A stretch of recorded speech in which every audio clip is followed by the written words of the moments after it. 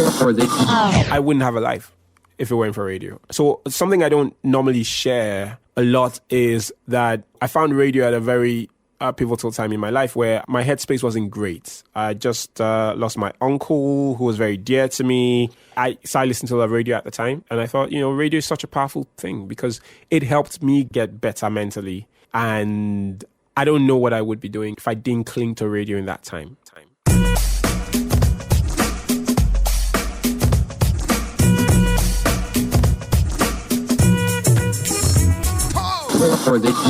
The Tony Doe Podcast. Hello and welcome to the show. I'm Tony Doe. It's time to meet my guest. My name is Osato EDK. I like to describe myself as an incurable media junkie. I believe that I'm living a story, the type that starts with a cheer and ends with a bang. I got into radio in 2012 in my hometown of Benin City, and I've moved across the country to Lagos and Abuja, and I basically really just live for adventure. I'm currently living my dreams of delivering a great radio experience on Sound City Radio Abuja.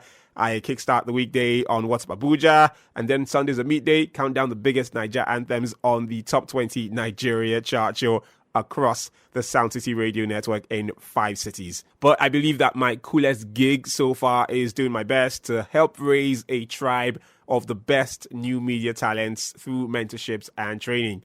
Osato, why radio? Why radio? That is such a loaded question. I think subconsciously I'd been groomed around the medium, right? My dad used to have this big boombox he bought in the 80s. And every morning at 4:30 would be woken up to sounds from the BBC World Service. That's legit how I used to wake up every morning. And, growing up, you'd watch the BBC, you'd watch CNN.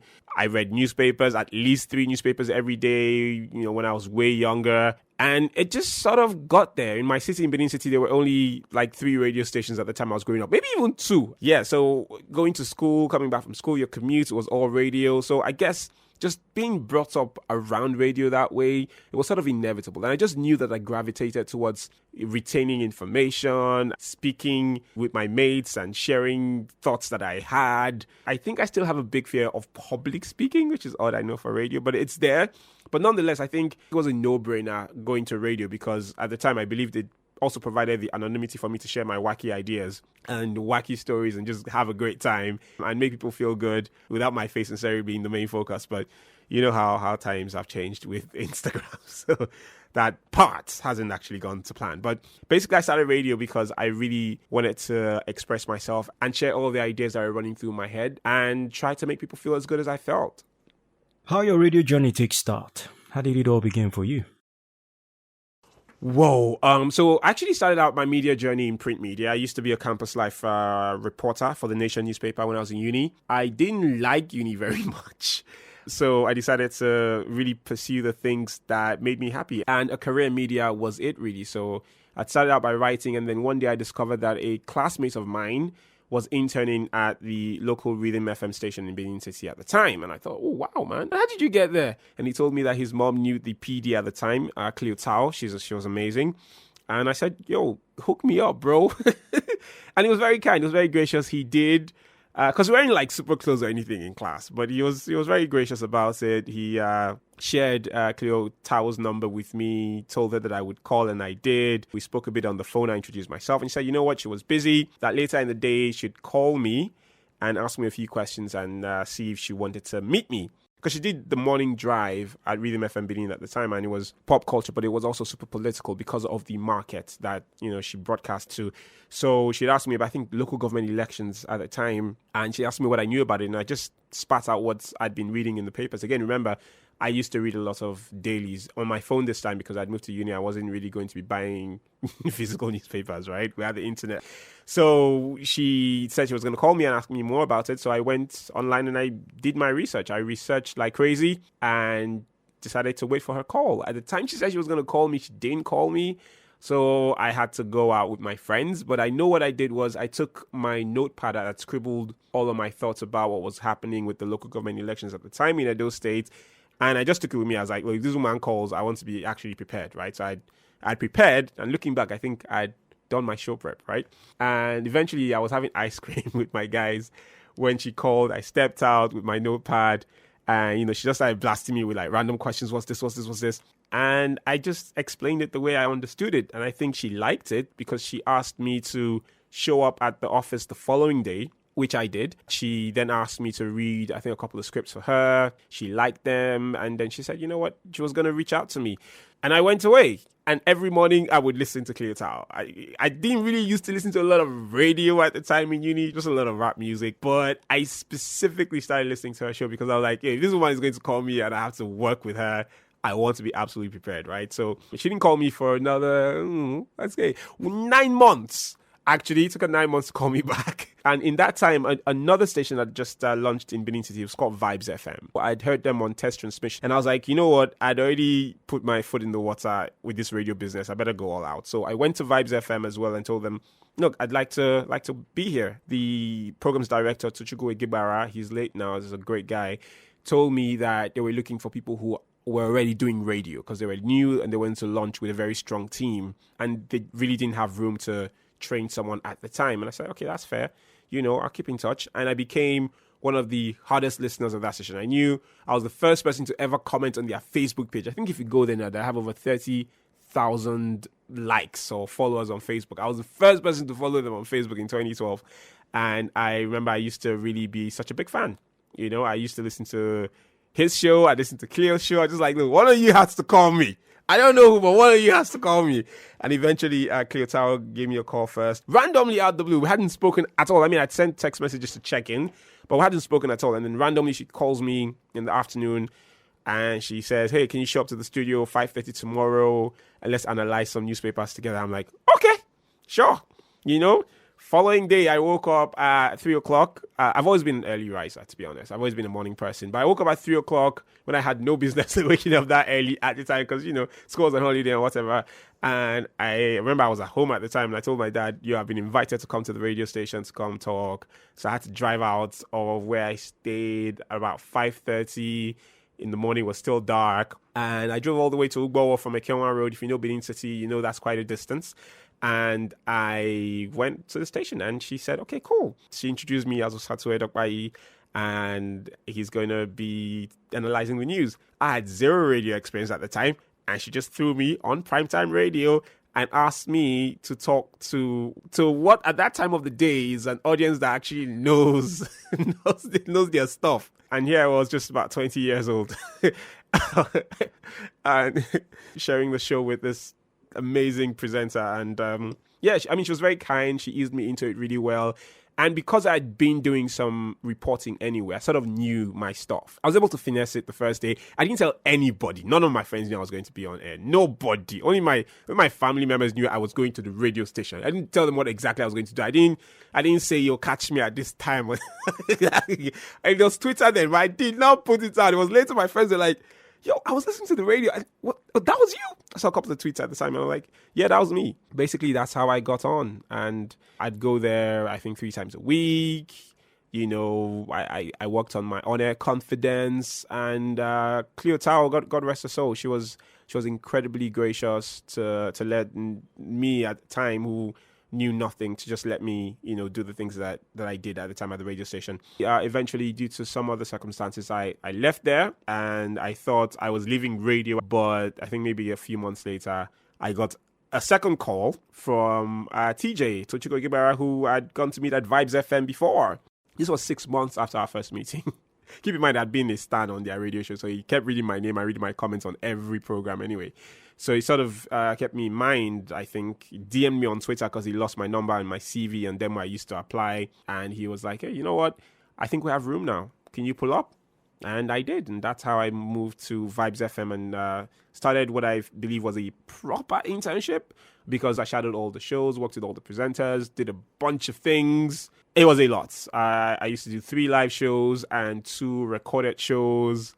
I had to deliver them every week and I had to go back to school. It was quite a lot at the time, but I'm very grateful for that. TJ was a mentor of mine. It was really great. Again, very, very gracious with his knowledge. I think I've been very fortunate to work with people who have really been keen on letting me know a lot of what they know and build me to even do better than they managed to do. And that's very rare in our industry. And to to have been under the tutelage of such people is was just a blessing. Who were your major influences coming into radio? I mean, like I said, I wasn't like a big radio head when I was growing up. I didn't grow up in Lagos, so there were like a lot of radio presenters, like, the average Lagosian who's my age would say they grew up listening to all these big names. I mean, my city, we had some big names. We had a guy who's still on radio now, Sidney Shocker, on independent radio at the time. One time I physically saw him when we were going on an excursion at Ring Road in Benin City, and everybody in my school bus was shouting, "Sidney Shocker!" He's that big. I won't say he was. He's still big.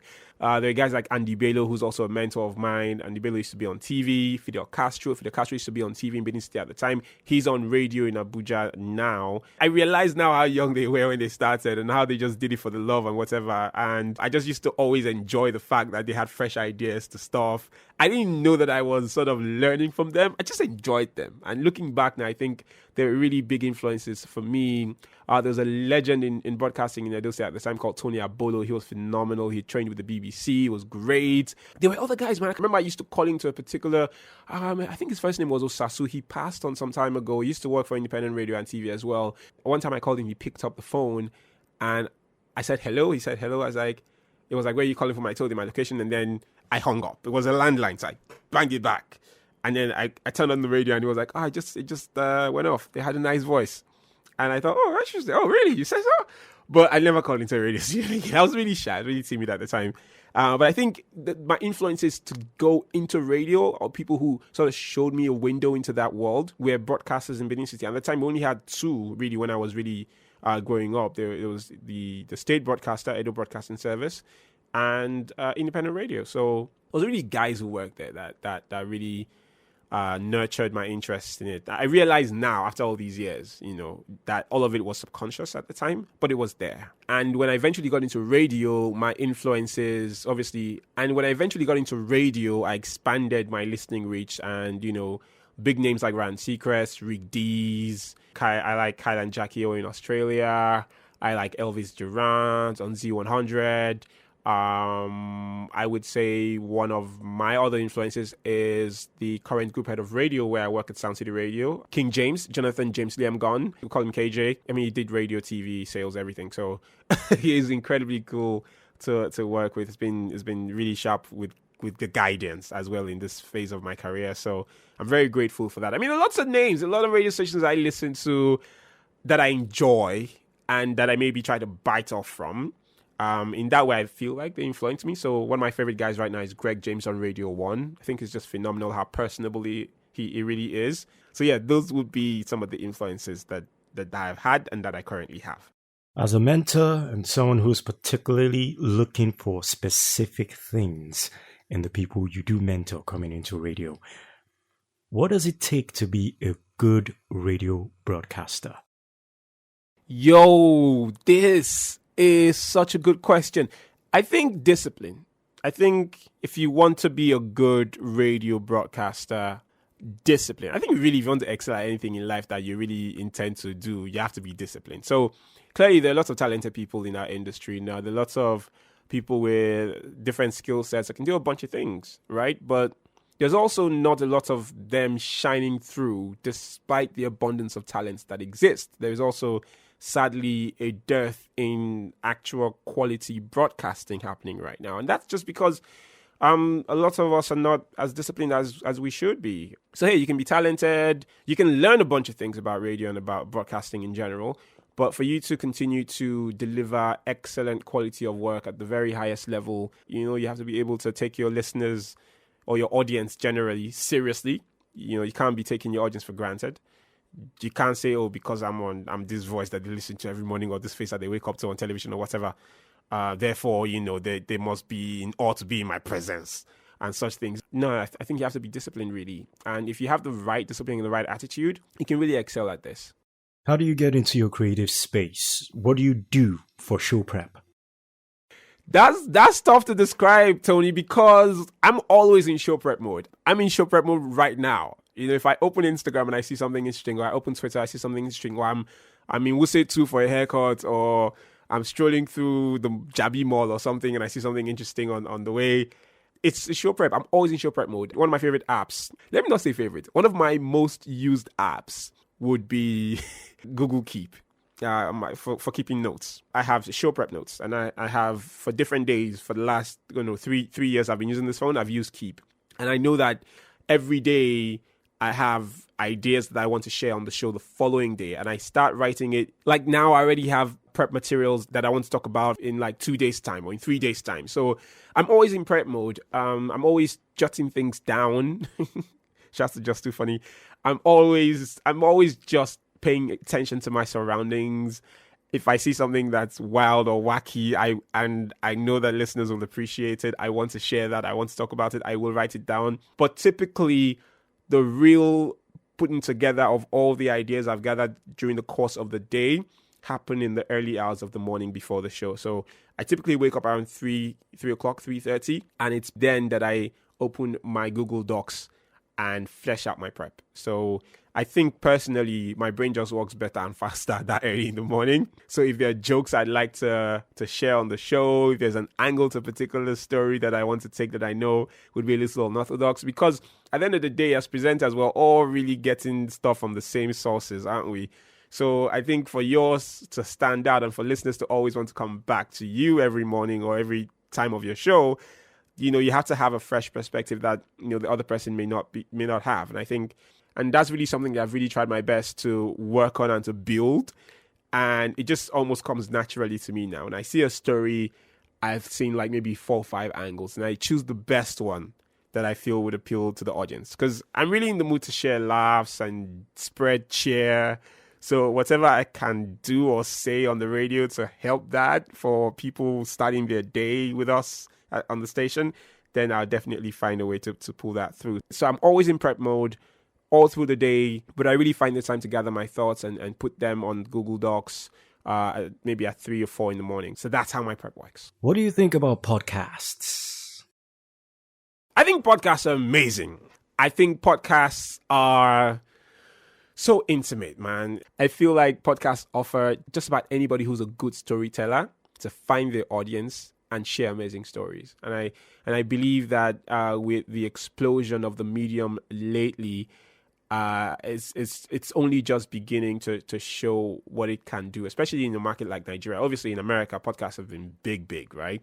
But with what's happening in the podcast space in Nigeria now, it's such a beautiful thing to see. I used to host a podcast. I started out podcasting in 2016 with a friend of mine in Benin City at the time. He used to work for a different radio station, and then he and I would record a weekly podcast. It was fun. It was great. We shared a lot of ideas. I go back and listen to some of the stuff we talked about, and I cringe a little, but it was good for the time. And it was good experience as well. But it also enabled me to dive into the world of podcasts super early on. So I am very big on podcasts at the moment. I have been part of different iterations of different podcasts for my radio network. We did a Sound City MVP Awards podcast one time. It never made it out of my laptop, but I had started producing it and working on it just before my laptop crashed. And I think it would have been fantastic if we'd done it. Obviously, at the time we decided to try it, it was way ahead of its time then, but I feel like it would have been a great foundation for the network. When I moved to Abuja, we started an after-show podcast on Sound City Radio. I started a daily one. It's almost like a prerequisite now in a larger market, especially in America or in the UK, that a very popular show would have like a podcast where, in case you missed what happened during the 4 hours or 5 hours of the show, here's a quick 15-minute extra for you to check out. Or maybe there's something that, we couldn't expand on during the show, maybe because of format constraints or time constraints. Here it is for you in a quick podcast for you to digest, right? So yeah, I started that. It was daily at first, but then when I create stuff, I always want stuff that people can easily replicate, just so that it spreads faster and so that more people get to enjoy it, right? So I decided to do like a weekly recap instead, and I sold it to my colleagues in other cities, in Enugu, in Lagos, in Port Harcourt, in Kano. For about 4, 5, 6 months, 4 out of the 5 stations on the Sound City Radio network, the breakfast shows especially, we had an after-show podcast that was delivered every Friday before it was dark. And I just got to say, man, big shouts to my colleagues, Nina, Ima. Ima was in Port Harcourt at the time. She's in Lagos now. Flora as well. They were amazing. I remember I would gather all of my material for the week and have this interesting arc of a story for the podcast, have guests if I wanted, or reuse guest interviews and just find a way to play it and make this 15-minute package And I'd listen to mine and think, oh, that's cool. And then I listened to theirs, and it was a window into what their show had been like for a whole week in Enugu or in Port Harcourt or in Kano. So it was very interesting. And I hope that we restart it someday. I think it was fantastic that it wasn't just only one presenter who did it. It was 4 of us at the time, and it was just great content, to be honest. I've also consulted on several podcast productions. It was like a thing of mine because I not only want to present or tell stories, I also want to help people develop their storytelling abilities, and if I can, help build their skill set to be able to tell important stories as well. So I've been fortunate to be part of some very interesting podcast projects in the last couple of years, and I'm looking forward to doing that more because I feel like podcasts are just an interesting vehicle for amazing storytelling. What's been your favorite experience with a radio fan? It's hard to pick one, Tony. It's hard to pick one. I have had people walk up to me and say that I made them smile going to work or dropping their kids. I do this thing called Star Listener on my show. Within the first hour of the show, the first person to call is crowned the Star Listener and so on. And I've had this kid, walk up to me at the mall one time and say, look, I know you because I follow you on Instagram. You don't know me, but if I tell you my name, you would. And he did. And I was like, of course I remember. He was like, yeah, that the day he won Star Listener, he went to school and he was an absolute rock star at school because his mates had heard him on the radio. I've had a whole school bus of kids declare the show open. I've met a couple who listen to the show together on their way to work, and they've just been very gracious with very kind words. I don't know that there's one fun experience that I'd pick. I feel like we get a lot of feedback on social media for the work that we do as radio presenters, but when it's in person, when somebody tells you how you're sharing laughs or you're just being wacky and just trying to spark joy in their lives was a way for them to escape the darkness at the time that they were living through. When they hit you with information like that, it sort of puts your work into perspective. And I think with radio, what we do is more than just entertaining and informing and educating. I feel like with radio, what we're really doing is fostering this bonds, this relationships between us and listeners, between families, between friends.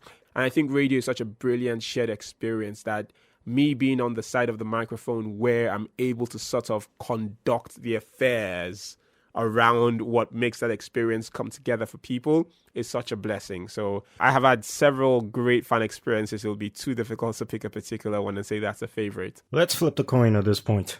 What's been your worst experience? Based on what I just said, I'm not going to have a worst experience.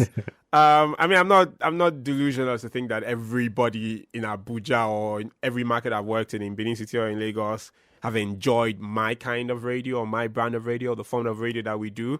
I'm not delusional. The people probably don't care for what I do. And that's fine, really. I feel like it's okay for you to find what gives you joy. And as much as I work hard to make sure that I do that to the majority of listeners in Abuja, if it's not some people's cup of tea, I hope that they find it elsewhere. I'm rooting for them, but I've not had anybody come to me and say, "Oh, I don't like what you're doing." Blah, blah, blah, blah. So I've not had a bad fan experience in any way. So I'm grateful for that because there are people who I'm sure would like to tell me off in some way. I hope there are not very many of them, but I think I'd understand why. It's totally okay. Different people like different things, and that's fine. Over the course of your career, I'm sure you've had some very interesting conversations. Are there any particular celebrities or personalities you've spoken with on radio that would stand out for you as favorites? I haven't been doing this for very long, but I've interviewed quite a lot of people. I've interviewed quite a lot of interesting people. I think that's very important because I'm first a listener before I'm a radio presenter. So if a guest is going to come on, when I'm preparing for an interview, I'm actually preparing with the mindset of, as a listener, what sort of information would I like this person to share on the radio? If I have 15 minutes from my house to work, obviously, if you're listening to this podcast from Lagos, that's not you. But for you, if in Abuja or in any other city where the traffic is not intense like that, if you have 20, 30, 40 minutes or whatever for you to get from point A to point B, and you hear that somebody you like is going to be interviewed on a radio station, what do you expect? What would you like to know? I am a listener, so I'm really asking this question from a listener's perspective. I just happen to be the presenter who was in front of the guest at the time, right? So thinking about that, I can't pick one exactly, but I'd say that I've really enjoyed my conversations with MI. I've had about 3 of them with him over the course of my career. He's always a delight. He's a very smart man, obviously, as you know. And we always leave our conversations with a sort of mutual respect for each other's craft. Like, I enjoy your music a lot. Obviously a big MI fan, but I also enjoy the way he comes prepared for his interviews. And he leaves interviews knowing that he'd been really tested. His metal has been tested. He's giving information that he didn't really think he was even going to give at the time. And we've most importantly had an enjoyable conversation. It's really a convo between two people. And the listener just happens to be somebody sitting there eavesdropping, if you like, if we put that image out there. And they just enjoy it. And I think those are the sort of interviews that I enjoy. I've enjoyed talking to Emma over the few times we've spoken. Vector is also very smart and incredibly interesting to talk to. I enjoyed the one conversation I had with Beverly Naya, the actor. She was incredible. I mean, knowing her and watching her, I had to do a lot of work with my research on that, and it showed in interviews. One of my favorite interviews to go back and listen to. And I do that. I'm not going to lie. I go back to some of my favorite interviews with guests, and I'm like, yeah, this was a good conversation, there's so many of them, man. Johnny Drill, oh my God. Adekunle Gold, Yemi Alade was so much fun because I interviewed her when she had Johnny first. She had come to Benin with Files, the bad guy at the time. But when I moved to Sound City, Lagos in 2017, she came by and it was a good way to catch up. And I remember that interview very well because she'd been on social media lashing back at people who were calling her out at the time. She doesn't do that anymore, thankfully. I think she's growing a much thicker skin because we had a friendly relationship. So when she came and I hit her with that question, it sort of took her by surprise that I would, go there. But it was good. It was a good conversation, and she respected the fact that I did, and we enjoyed it. I've been blessed to talk to so many interesting people. I've spoken to governors. But yeah, I think top 3 for me, if I were to absolutely choose, Tony, I'd say MI, I'd say Vector, I'd say Beverly Naya. We're flipping the coin again, and this time I'd like you to talk about those who were not particularly friendly with you during your interview sessions with them. Do you have any particular ones that come to mind? Wow. Well, now that you ask, well, Tony, do we have to? The good thing is, a lot of our interviews are pre-recorded. And when I say I've done lots of interviews, there are some interviews that I've done that have never made it to air. They've not gone on the internet in any podcast formats. They just exist as a recording on some hard drive. And that's fine, because it's either I didn't particularly enjoy them, or the guest wasn't particularly interesting.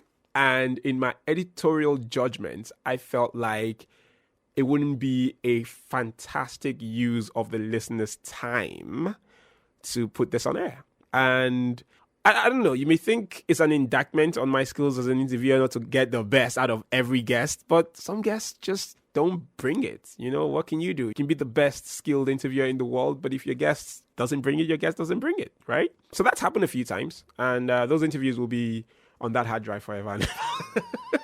Some interviews are on a hard drive, not because the guests or the quality of the interview wasn't great. It's just not, the timing has been great to put out the interview. My format lets me record a bunch of them, and sometimes I'll put out information about an interview or put out bits of an interview 4 months after I've recorded it, and it's still fresh or it's still relevant, or something has happened that's made parts of that interview relevant. So I haven't had a worst interview. If at all it's been bad, it hasn't gone on air. It's not in a podcast format. Therefore, between you and I, Tony, it doesn't exist. Okay? Okay. Let's talk about regulation. The NBC, how would you rate their performance so far? I wouldn't rate the NBC very highly right now. I think the NBC over the last few years sort of stifled the space more than it has enabled the space to grow. I get it. I get that, as broadcasters, we should be focused on engendering unity in the country, given the precarious times that we live in right now. But I also feel as broadcasters, we have a duty to hold people in authority to account. And if the regulator which is supposed to be impartial, does certain things or makes certain pronouncements or invokes certain sections of its code in such a way as to seem like it's taking a side, it doesn't really let us do our job, doesn't really let us enjoy doing our jobs, right? I feel like the NBC can do a lot better in that regard, can do a lot better in trusting broadcasters to be discerning, with editorial content that go on air, right? It just hasn't been the case. I feel like, especially as a young person who participated in the End SARS protests. I went to those protests not as a radio presenter. I didn't go there to quote unquote gather news. I went there because I have been a victim of police harassment. I know people who have been harassed by the police. I've read, I think we all have read of those fatal accounts as well. And I don't think any one of us was happy reading that. I don't think that when the protests went live last year, that it felt particularly good as a presenter, especially for me in a format that caters to young people, especially. And as somebody in that age bracket, I felt like the NBC at the time wasn't encouraging at all. I went to protest. I did. I was tear gassed. I felt the blast of a water cannon. It's not a pretty experience. And, I couldn't do a radio show on the 21st of October, the night after what happened in Lekki happened. The stakes are just too high for broadcasters. As a presenter, there's not a lot you can do. My management was pretty cool. I remember I'd sent a message on the night of the 20th of October to say that I don't know about doing a show tomorrow, guys. I'm not really feeling it. I feel kind of sick right now. And I think the message that I got back had been kind of, look, it's okay. If you can't, that's fine. And I remember I only did one link that morning, and the link was to express how incredibly hurt and sick I felt seeing what had gone on. Obviously, in the year since, there's been all these theories and all these bits and pieces of misinformation spreading across. But, we know what happened. And the fact that the unblemished story can't be shared on air is, it's sad. How do you curate history if you don't put out these things, right? That's why I'm happy. I'm happy for other media that exist for us to do that. Earlier, that's why I said I'm happy for podcasts, because podcasts can tell this sort of story. I'm looking forward to a documentary. We've seen TV documentaries, but it'd be nice to have a podcast documentary. I've listened to podcast specials on it. I think the BBC did one very impressive one in December last year. I've listened to a few, but it'd be nice to have a pod sometime in the future that documents everything that happened during the NSAS protests. It was a pivotal time in Nigeria's history. As a young person, I was proud to have been involved in the protest. I was proud to have lent my voice in the most NBC code friendly way that I could on the radio. And I feel like the code is there to guide, to enable broadcasters to do the best of their jobs for the audience that they serve. It's not there to stifle. I just feel like we need that tweak in what the code is set up to do for us. So yeah, that would be that. Now, down to things that get you upset. What are your 3 worst pet peeves? 3 worst pet peeves. Tardiness, man. I don't like people who come late to stuff. I hate it a lot with my life. As a radio person, punctuality is such a big deal. Time is such an important tool for me, right? So people who don't take my time seriously, I feel like are not serious people in life. So I don't rate them. Typical things like chewing loudly. I hate that shit. God. And, if you have a partner, or you live with somebody, or you have a roommate or whatever, the people who press toothpaste on the middle of the tube, what is wrong with you? What is really wrong with you? That's, those would be some of my pet peeves. I could go on, there are more than 3, but since you asked for only 3, you get just 3. If Osato had superpowers, what would they be? And what would you do with them? If I had superpowers, man, I wouldn't mind to have Wonder Woman's lasso of truth. There are a few people in authority I would just like to whip. Whip to make them feel some pain, but also whip so that, it will hold them and they can tell the truth about their roles in getting Nigeria to this point, own it, and try and do better, Yeah, I don't want to be able to disappear, those extra stuff. I want to be able to. I want Wonder Woman's lasso of truth, and I want to use it on a few people. Okay. Let's see. Let's talk about radio. What if radio wasn't an option? What would you do? I wouldn't have a life if it weren't for radio. Oh, really? Wow. So something I don't normally share a lot is that I found radio at a very pivotal time in my life where my headspace wasn't great. I just lost my uncle, who was very dear to me. He died very, very young.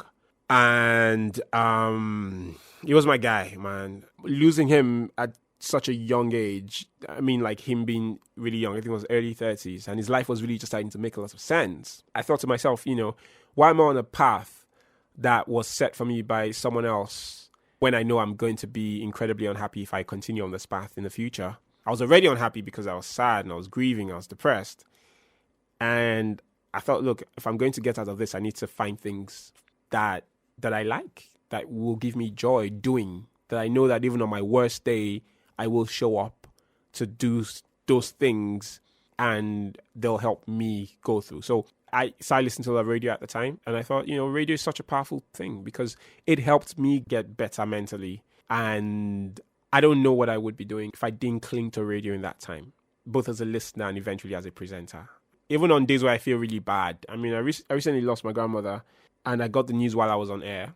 I literally was just introducing the show, what's up ABJ, saying all these fun things, laughing and everything. And I saw the phone ringing while I was talking on the mic. The phone was obviously on silent mode. And I said, okay, I'm going to return the call. And I returned the call and my aunt told me my grandma had passed. She and I were incredibly close as well. And I remember I cried and I went on air, did the show. I did the show for a week before, taking a 2-week break to go grieve with my family.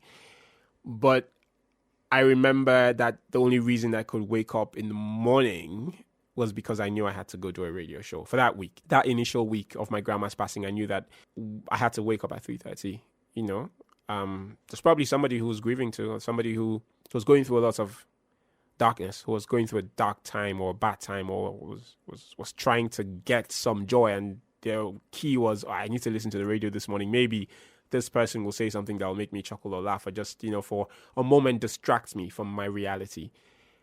And that's why I showed up. And in showing up for people who maybe were going through something similar, I showed up for myself. And that's what radio really has done for me over the years. And for that, I'm incredibly grateful. So I don't know that I could do anything else.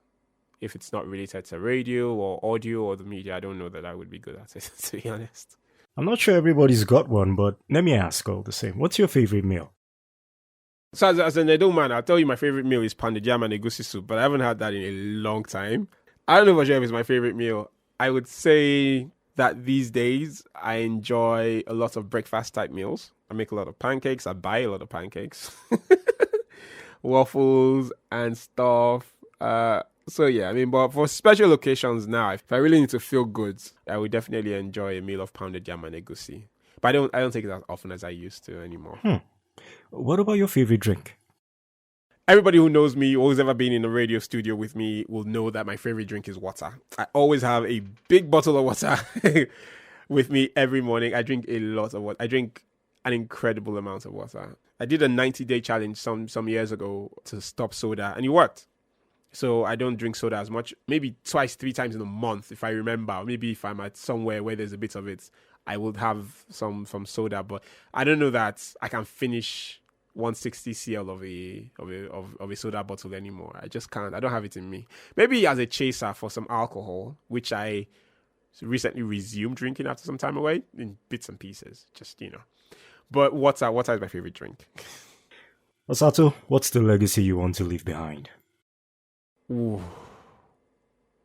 Yo, I want the work that I'm doing to... That's a very tough question, Tony. Thinking of one's legacy. I haven't even done this for 10 years, It'll be 10 years next year for me. But I know that I'd like for people to use my work as a model for theirs. I want to keep doing such excellent work that people can always point out to say, yo, if EDK could do that, I can try.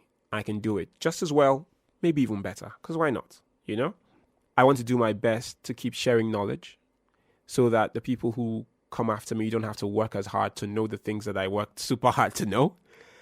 And hopefully that will make their immediate work easier and free up some time for them to go learn about more things that I probably don't have the time to learn about now. And they can do a lot better than I'm doing. And maybe I can then learn from them, and it's a cycle, right? My ultimate goal really with being in the media is to help build a tribe of people who take it just as seriously as I do, or even more seriously than I do, and raise the stakes. I want people who can save radio from where it is. I want people who can elevate radio, the quality of broadcasting from where it is now to a much higher level. I want to help people realize that they're not competing in a local market like Lagos or Abuja or Enugu or Port Harcourt or Kano. They're competing globally. I want people to do radio like they were doing it in New York or in London. I want a situation where people deliver such great radio experiences that anybody from anywhere in the world, at any time of the day, whatever language that they speak, even if they don't understand what you're saying entirely, or they don't speak English like we do here on the radio, or they don't understand Pidgin English if it's a Pidgin English station, or if it's an indigenous language radio station or whatever. But just the experience of knowing that the presenter is communicating and having fun and sharing great experiences with listeners. Anybody from anywhere in the world can tap in and feel that. It would mean a lot if we had more of that sort of quality, where your work is comparable to some of the best in the world. That's a legacy that I would like to leave, that my work compares to some of the best that's ever been done, and in such a way would inspire people to be just as good or better. My guest has been Osato EDK. Thank you, Tony Doe, for doing this, man. When I saw that you were launching I thought that was neat, because I listen to a lot of podcasts about radio, but there's not one that I've listened to that features a lot of Nigerian podcasters. So it's really dope that you're doing this. I love that you're so big on podcasts. I follow you for a lot of podcast tips as well. And I know that you're an OG at this, so I want to thank you for all the work that you've done in the industry over the years. I know that our industry is not one that really rewards rewards a lot of hard work, a lot. But I like that you're pivoting into the podcast space, and you're blazing the trail really, because there's nobody doing it the way you're doing, especially with podcasts about broadcast. So I'm very grateful for the time and the effort that you're taking in to do this, because all these conversations that you're having with different radio presenters across the country would, believe it or not, serve as a form of resource material for presenters that are coming up. People are going to listen to these stories and listen to these takes on different things about radio and media and learn from them, and hopefully use that to improve on themselves. Because that's what I've done, listening to other radio presenters on other podcasts in other parts of the world, and I've learned from that. So I know that people are going to learn from the conversations that you're having with presenters in Nigeria. So well done, Tony Doe, and thank you for the good work you're doing. My guest has been Osato EDK, and this has been one of my favorite conversations. Thank you for listening.